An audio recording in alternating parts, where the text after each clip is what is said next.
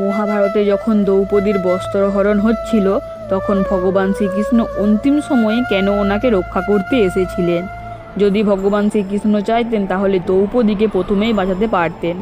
আসলে বন্ধুরা, কুরুক্ষেত্রের যুদ্ধের পর দ্রৌপদী শ্রীকৃষ্ণকে এই প্রশ্নই করেছিলেন, আপনি তো আমাকে প্রথমেই বাঁচাতে আসতে পারতেন, তবে অন্তিম সময়ে কেন এসেছিলেন?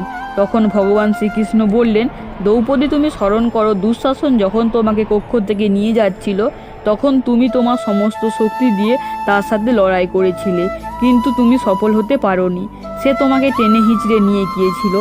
পরে দরবারের সমস্ত মহাপুরুষ ও নিজের স্বামীদের সাহায্য চেয়েছিলে, কিন্তু কারো সাহায্য না পাওয়ার পর আর যখন কোনো উপায় পেলে না, তখন অবশেষে তুমি আমায় স্মরণ করেছিলে।